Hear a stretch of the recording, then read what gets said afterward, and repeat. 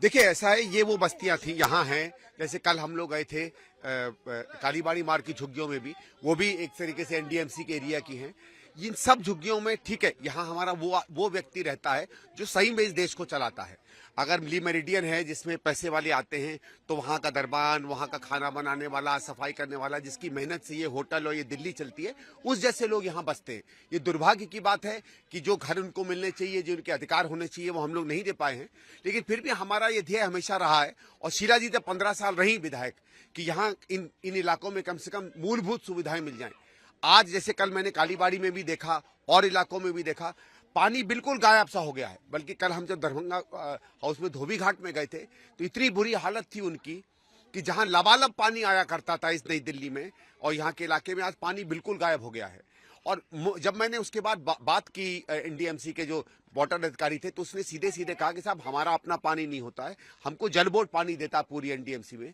जल बोर्ड में पानी ही नहीं बचा है, और पानी इसलिए नहीं बचा है कि पिछले 10 साल में जो हमारे पास हम 920 एमजीडी का पानी दिल्ली में छोड़ के गए थे, इन्होंने खरामे उसको 930 935 तक किया, पानी ही नहीं बढ़ाया। आज हमारी एक समझ लीजिए 70-80% जनसंख्या बढ़ गई है, कहां से पानी आएगा?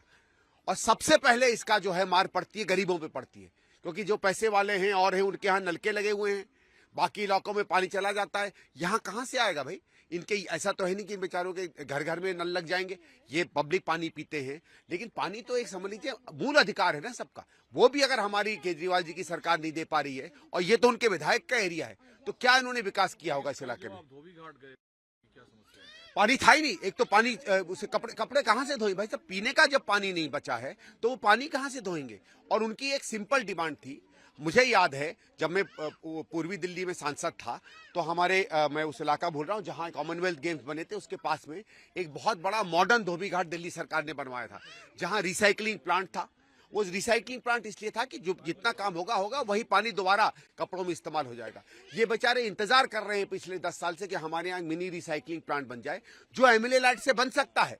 एक तरफ केजरीवाल जी का 10 या 15% से ज्यादा एमएलए लाइट खर्च नहीं हुआ है, और दूसरा लोग तरस रहे हैं कि हमको टेक्नोलॉजी का, मशीन का, इनके फंड का कुछ फायदा मिल जाए कि हमारा जीवन व्यवसाय चल जाए। व्यापार पर भी कोई प्रभाव पड़ा है ना।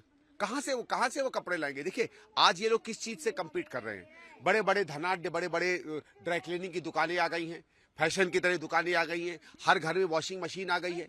तो इन लोगों को अगर ये सामान्य सुविधा नहीं मिलेगी कि कम से कम पानी मिल जाए, तो ये कम्पीट नहीं कर पाएंगे उसके साथ।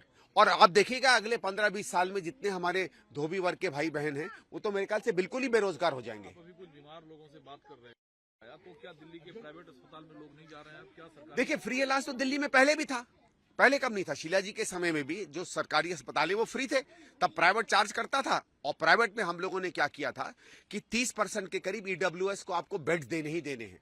ये कानून भी कांग्रेस की सरकार लाई थी, और आपको याद होगा 2-3 बार कोर्ट ने भी कहा कि ये पूरी तरह इंप्लीमेंट नहीं हो रहा। दिल्ली सरकार ने भी कहा कि हमें कोर्ट की मदद है, क्योंकि प्राइवेट जो अस्पताल है वो बदमाशी कर रहे हैं। लेकिन आज हमने क्या देखा है? अस्पताल बढ़े नहीं है, बिस्तरे बढ़े नहीं है, डॉक्टर्स बढ़े नहीं है। और आम मोहल्ला क्लिनिक, देखिए मोहल्ला क्लिनिक में क्या है? मोहल्ला क्लिनिक में आम बुखार हो जाता है, आला से वो बुखार देख लेते हैं, टेम्परेचर देख लेते हैं, बीपी देख लेते हैं, चले जाते हैं। वो तो सामान्य हमको ऐसे भी मिल जाता है।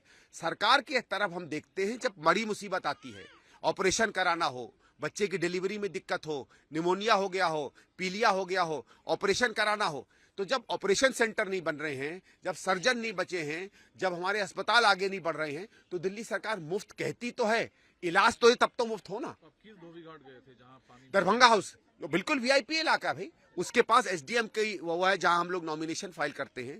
दरभंगा महाराज की कोठी है, जो समझ लीजिए दुनिया का सबसे बड़ा धनाढ्य जमींदार था, उसकी तो कोठी के पीछे गए, वहां ये हाल है। और ये समझ लीजिए जिसको कह सकते हैं कि सरकार के नाकों तले।